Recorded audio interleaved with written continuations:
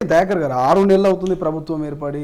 So మొదటగా అసలైన preference, అసలైన సంతకం కూడా ఉద్యమకారులకు సంబంధించినటువంటి ఉద్యోగాల మీదనో, పెన్షన్ల మీదనో, అమరుల కుటుంబాల గుర్తింపు మీదనో ముఖ్యమంత్రి గారు సంతకం పెట్టాలి. అది పెద్ద విషయం కాదు. సో ఇలా అయిపోతుంది అనేటువంటి కాన్సెప్ట్లో మాట్లాడుతున్నారు కొంతమంది. నిజంగా 6 నెలల సమయంలో కూడా ఎందుకు ఇదంతా ఇన్ఫర్మేషన్ గ్యాదర్ చేయలేకపోయింది, ఉద్యమకారులని, అమరుల కుటుంబాలను ఎందుకు గుర్తించలేకపోయింది కాంగ్రెస్ ప్రభుత్వం? మనకిప్పుడు 525 సంథింగ్ ఏదో వాళ్ళు గుర్తించిండ్రు, అడ్రస్లు ఉన్నాయి, వాళ్ళకి ఏదో కొంతమందికి చేసిండ్రు, కొంతమందికి ఆర్థిక సహకారం చేసిండ్రు. మిగతా సమాచారం కూడా కేటగిరికల్గా తీసుకుంటుంది ప్రభుత్వం.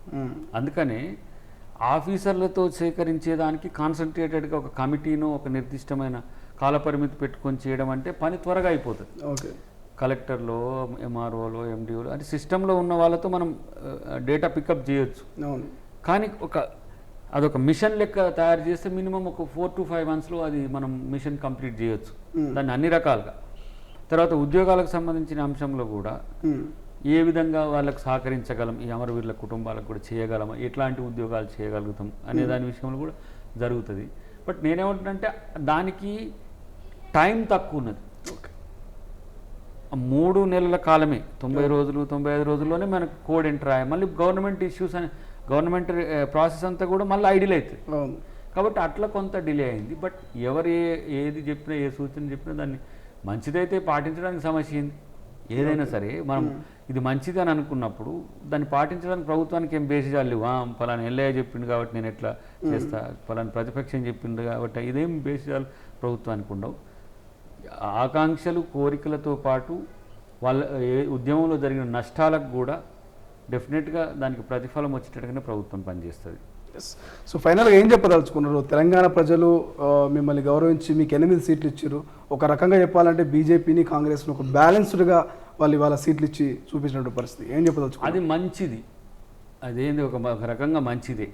ఎందుకంటే ఎవరు మేము ఎక్కువ మేము తక్కువ కాదు. ఇప్పుడు ఒక్క సీట్ ఎక్కువ వచ్చినా కూడా బీజేపీలో మేము ఇట్లా అట్లా అని నేను గుండె చింపుకొని కొట్లాడుతారు. అసలు ఎంత కాంట్రా చేసిండ్రు అక్కడ. ఏది నిర్మల్లో నేను మాట్లాడిన దాన్ని పాతది కొత్తది కలిపి ఇదంతా కూడా ఇంత అవసరం ఆ రాజకీయాల కోసం. ఇప్పుడు మీరు ఈరోజు అయోధ్యలో రాముని కట్టించింది ప్రతి ఒక్కరు గౌరవించింది. ఒక భవ్యమైన మందిరం వచ్చిందని చెప్పి అది కట్టించినాం కాబట్టి మాకు ఓట్లు వేయమంటే, మరి అయోధ్యల్ని భాజపా ఓడిపోయింది. అయినంత మాత్రాన బీజేపీ చేసింది మంచిది కాదని ఎవరన్నా అంటారు? మీరు చేసింది చరిత్రలో నిలబడిపోతుంది. ఆ చరిత్ర నిలబడిపోయేదాన్ని బేస్ చేసుకొని నేను మొత్తం 543 నియోజకవర్గాలు అదే చేయండి అని ఆలోచన చేసింది. అది తప్పు అంటున్నాం. ఓకే, కాబట్టి డెఫినెట్గా హిందూ సమాజం ఎప్పుడు కూడా చరిత్రలో ఎన్ని దాడులు జరిగినా, ఎన్ని పరిపాలనలు వచ్చినా, ఇస్లాం రాజ్యం వచ్చింది, బ్రిటిష్ రాజ్యం వచ్చింది, అంతకుముందు అలెగ్జాండర్ దండయాత్రలు లాంటివి జరిగినాయి. అసలు ఎన్ని జరిగినా ఈ దేశం యొక్క సనాతన ధర్మను, పురాతన ధర్మను, ఈ దేశం యొక్క హిందూ ధర్మం కోల్పోలే. ఓకే, ఇంకా మనకంటే పూర్తి స్థాయి హిందూ దేశాలుగా ఉన్న నేపాల్, భూటాన్ అక్కడన్నా ఈ కల్చర్ ఇంకా మారిపోయింది. కానీ మనం భారతదేశం, ముఖ్యంగా ఇప్పుడు ఉన్న భారతదేశం ప్రపంచానికే వెలుగునిచ్చే దేశం మన హిందూ ధర్మంతో భవిష్యత్తులో ఉంటుంది. దాన్ని రాజకీయాల కోసం వాడొద్దు అంటున్నాం. మనం ఏమంటలే దానికే అట్లెట్లా మేము వాడుకుంటామని అంటారు. ఆ వాడుకున్నా సరే ప్రజలకు అభివృద్ధి సంక్షేమం కూడా అవసరమే అని చెప్పిండు కదా. ఇప్పుడు మమ్మల్ని పాలించండి, మీరు అస్తిత్వంతో పాలించినా నష్టం లేదు.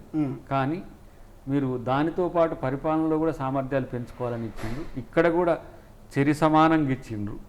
అఫ్కోర్స్ ఎంఐఎం కూడా ఒకటి ఉన్నది. కాబట్టి అందరూ కూడా అంటే భారతదేశం అంటే సబ్బండ వర్ణాల, సబ్బండ కులాల, మతాల యొక్క సమాహారం అనేది యూనిటీ ఇన్ డివర్సిటీని చూపితే మోడీకి నష్టం రాకపోయేది. ఒకవైపే చూడు అన్నాడు. మరి ఒకవైపే చూసిండ్రు మరి జనం. అట్లా కూడా ఉన్నది. ఆయన గెలిచిండు కానీ గెలిచిన సంతసం కూడా నాకు కనబడట్లేదు. లేదు వారు ఉన్న పరిస్థితిని చూస్తే తెలిసి వస్తుంది. ఎవరైనా సరే తప్పులు చేస్తే తెలిసి వస్తుంది. ఈ సందర్భంగా నేనేమంటున్నానంటే రాజకీయాలు ఎలక్షన్ల వరకే.